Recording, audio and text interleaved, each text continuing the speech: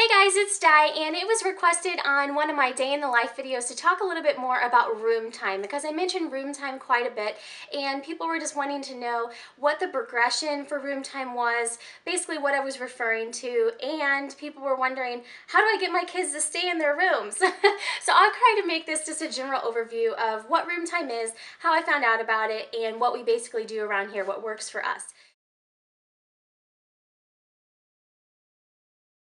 So basically what I call room time is a time at 9 o'clock, and this time at 9 o'clock has been a natural progression for us.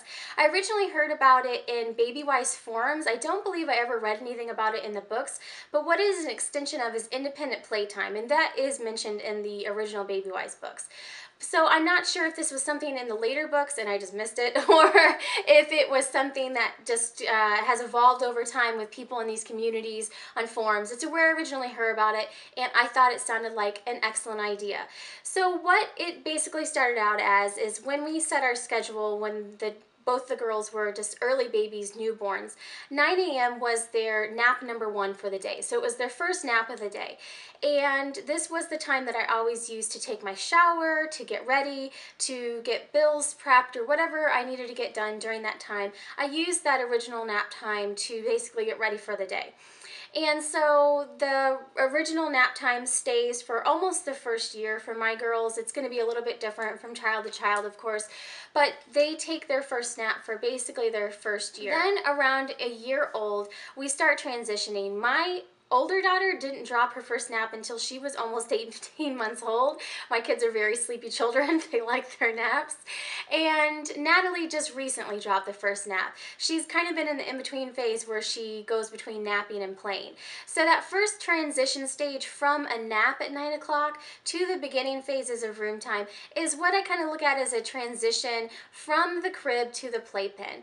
When I start getting cues that they're ready to maybe start thinking about dropping the nap, but they're not ready to drop it 100%.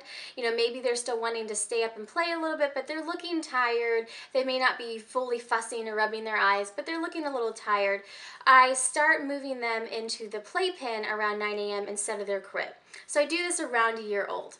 So for Natalie, she's actually still in a playpen right now for room time. And as she's progressed, she's now 16 months old, somewhere between a year, 12 months old, and around 14, 15 months old. She stopped napping when I put her in the playpen and started staying up and playing for most of the time for room time.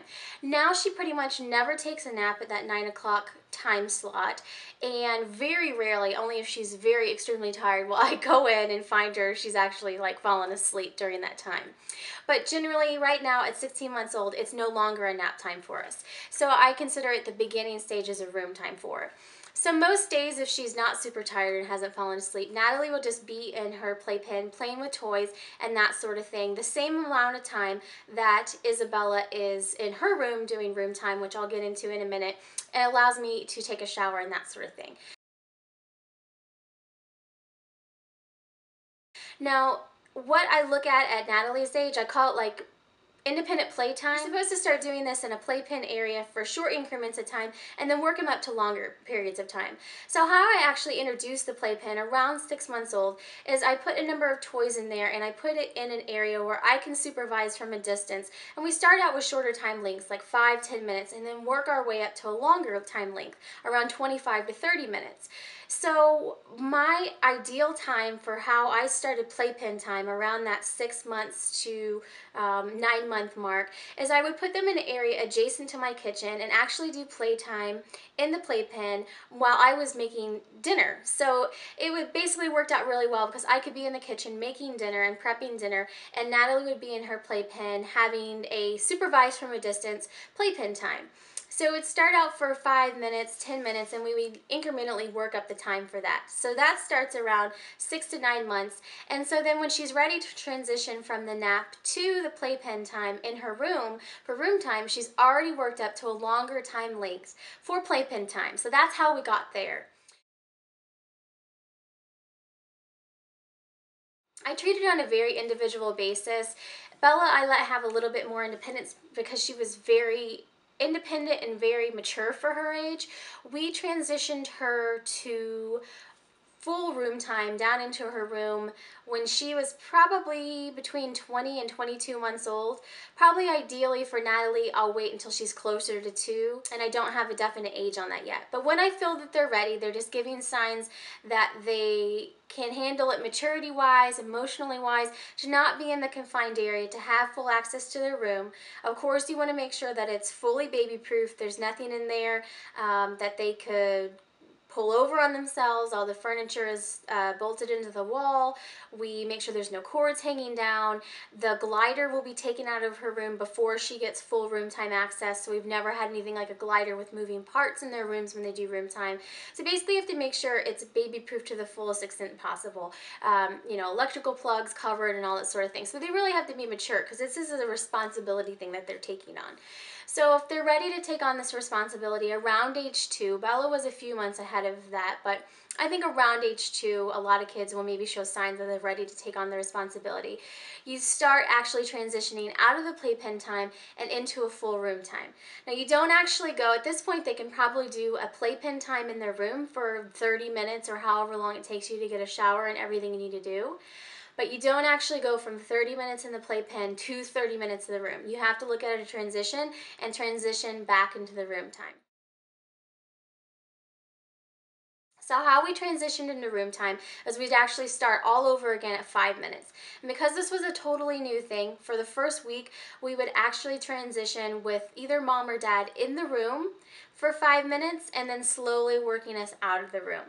So you can actually be practicing like room time, like getting them playing with a toy and sitting in the room with them.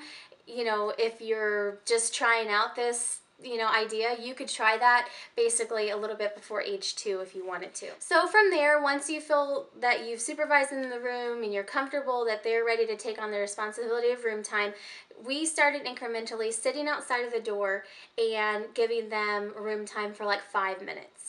And if they are just like panicking and crying and they're just not emotionally ready for it, I would just, you know, either go back to playpen time or find a different alternative that didn't work for you. Our kids have taken to it quite well, but I think it's because we've had this structure since they were tiny babies, moving from the playpen time, moving to the playpen in the room, and then moving out of the playpen into the room. Because there was that natural progression there, I think that kind of helped them go into it a little bit easier. So if you're starting this later on, it may not go quite as easy. But when they're 2 years old, we would sit outside the door for 5 minutes, and this whole progression may take a week to 2 weeks, and then we would have them come out of room time. So obviously when you're just starting actual room time, you're not getting anything done during this time. You're going to have to take a shower or something like that later on, but it's only about a week to 2 week span that it took us to get them Bella fully transitioned into room time. So once they're able to handle 5 minutes, it may take you a couple of days, it may take you longer, then you slowly work up the increment of time to 10 minutes. Then you slowly work up the increment of time to 15 minutes. And so mom or dad may be sitting outside the door for that 5 or 10 minutes. Then once they're comfortable, you know they're playing and you know they're taking to it, you may be able to go do something for 5 or 10 minutes and then come sit outside the door for the last 5 minutes. So you see you're slowly working up the time increment. So it took us about 2 weeks, I think, to get Bella worked up to a time increment of about 15 to 20 minutes with me fully away from the door. And she actually took to it pretty quickly. So once we worked up to that time length, I was able to grab a quick shower and then come back and get her out of room time and then finish whatever I needed to do once she was done. Once she was comfortable with room time to about a 15-20 minute length, then we worked on lengthening room time up to about a 30-minute length. So just adding a little bit of time on each time, and then you're up to the time length that's your goal for room time to be. For me, 30 minutes seems to be adequate to run and grab a shower, get done what I need to get done. She can do a little bit over 30 minutes because she can sit there and read books and she's fine with it. But 30 minutes seems to be adequate to grab a shower and that sort of thing. So for room time, the toys that are supposed to be most appropriate for it, and you can use the toys that you are most comfortable with, but the idea behind it is it's supposed to be a quiet time that they can really work on their imagination and work on different skills that are using their own mind and their, own capabilities without having a lot of different noise making things and overstimulation and that sort of thing. So that's what room time is actually really good for. So things like books might be in their room, dolls, puppets, things like Bella's dollhouse that has no noise making parts on it at all. She has to use her imagination with it. Things like puzzles and games that are age appropriate, anything like that that's age appropriate and doesn't have a lot of electronic buttons or sounds or noise making on it are things that are supposed to be adequate for room time. Now, this is going to be different for everyone. I'm fine making an exception and allowing one noise-making toy in on occasion. They don't always have a noise-making toy in there. For Natalie, I actually let her have a few more sometimes just because she seems to do okay with it. For Bella, at times the Leapfrog laptop pad, I would let her have that in there just because I felt like it was, a learning tool and that was fine. But things that are overstimulating and lots of noise and lots of flashing lights and things like that.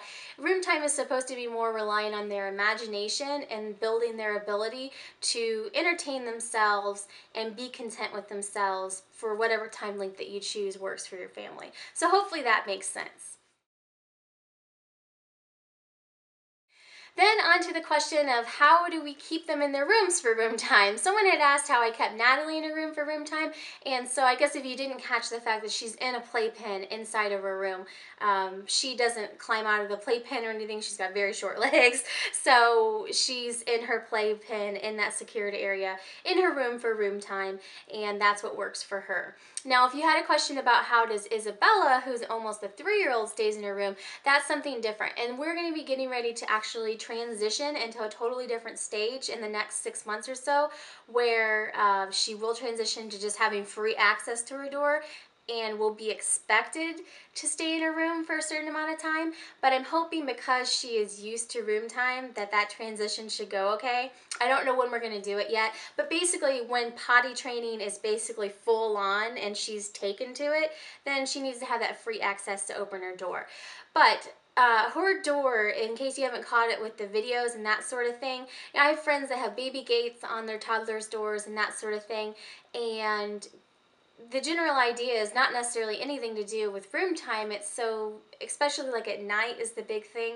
When we're asleep, she doesn't just have free access to roam around the house.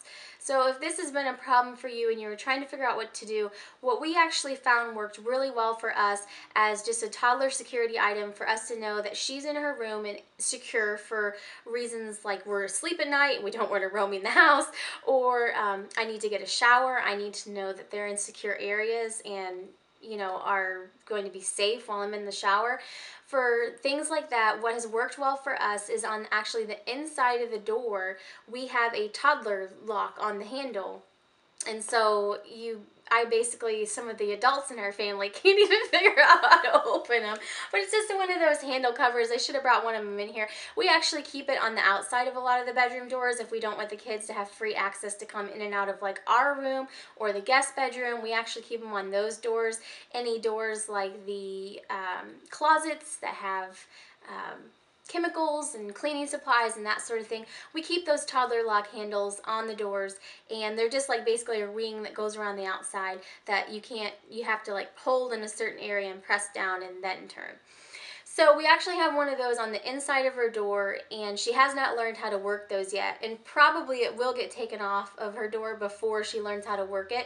But I'm just watching for her to have the maturity level to be able to respect being able to stay in her room at night when she's supposed to be asleep and not up running down to the playroom and that sort of thing.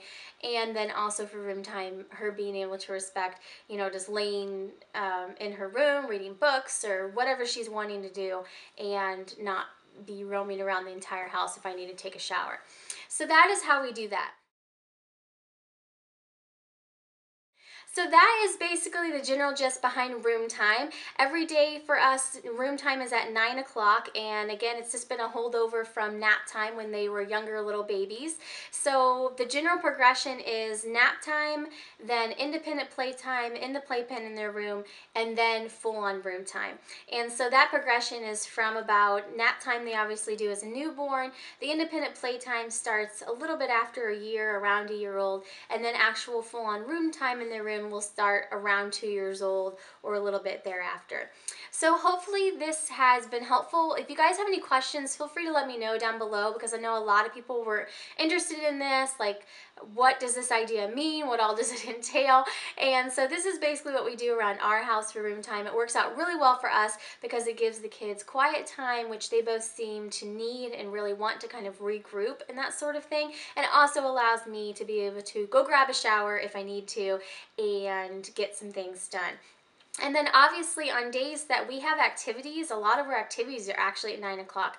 Zumba days, swim days, I alter the schedule to where we may not even actually have room time those days. But for full stay-at-home mom days, when we don't have any activities that we're going out to, room time's at 9 o'clock for us, and that's just something that's in our basic schedule, and the girls know to expect it. So that is the room time progression. Hopefully this has been helpful. Thanks so much for watching, and have a great day.